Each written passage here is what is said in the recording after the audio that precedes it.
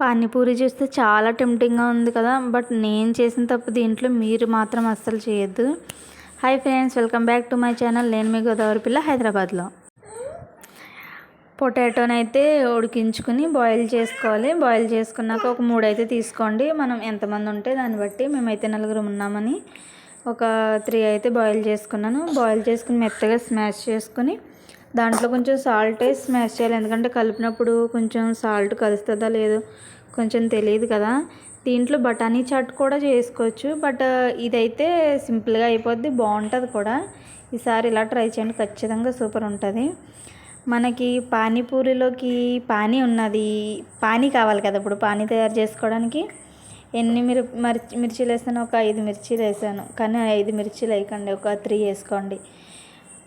కొంచెం కొత్తిమీర, కొంచెం పుదీనా వేసుకున్నాక మంచిగా మిక్సీ పెట్టేసుకుని పక్కన అయితే ఉంచండి. ఇప్పుడు మనకు కావాల్సింది చాట్ మనకి బఠానీ చాట్ లేదు కాబట్టి మనం ఆలూ చాట్ తయారు చేసుకుందాం. ఆలూ చాట్ చేయడానికి ఒక ఆనియన్ అయితే కట్ చేసేసుకుందాం. ఆనియన్ కట్ చేసుకుని చిన్న చిన్న ముక్కల కింద కట్ చేసుకున్నాక పెనం పెట్టుకుని దాంట్లో ఆయిల్ వేసుకుందాం. ఆయిల్ వేసుకుని ఈ డీప్ ఫ్రై కాకుండా ఒక నార్మల్గా బ్రౌన్ కలర్ వచ్చే వరకు ఆనియన్ని ఫ్రై చేయాలి.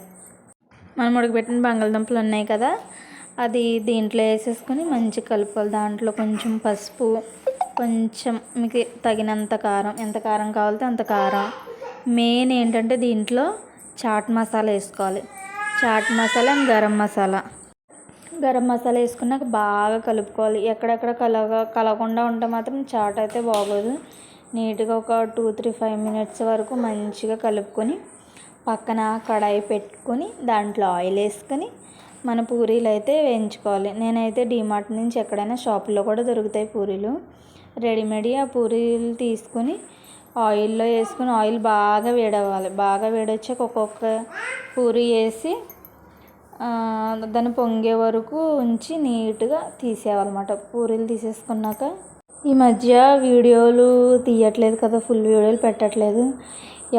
ఎవరు శత్రువులు కాదు, మెయిన్ మనమే శత్రువులు. ఎందుకంటే ఆ నెగిటివ్ థింకింగ్ ఏదైతే ఉందో అది తీసేయాలి ఫస్ట్. నాకు నేనే అనుకుంటాను, వీడియోస్ తీస్తున్నాను మా వాళ్ళు చూస్తే ఏమనుకుంటారో, ఎవరైనా ఏమనుకుంటారో, బాగుంటుందో బాగోదో, ఎందుకు వచ్చింది, పిల్లలతో అవ్వట్లేదు, మానేద్దాం అనేసి నాకు నేనే చాలా నెగిటివ్ ఆలోచించుకుని నాకు నేనే అన్సపోర్ట్ చేసుకుంటున్నానేమో అని అనిపిస్తుంది.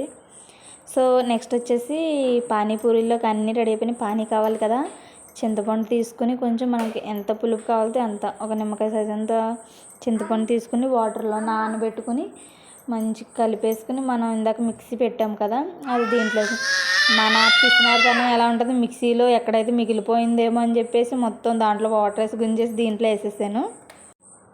ఏం చేస్తాం, మన మిడిల్ క్లాస్ కష్టాలే అవి. పానీపూరి అయితే సూపర్ హిట్. ఇంతకీ ఒక తప్పు చేశాను అన్నాను కదా లాస్ట్లో, అది ఏంటంటే నేను పచ్చిమిరకాయలు ఎక్కువ వేసేసాను, కొంచెం స్పైసీ ఎక్కువైపోయింది. మీరైతే చూసుకుని 3 or 2 పానీపూరి ఎలా ఉంది?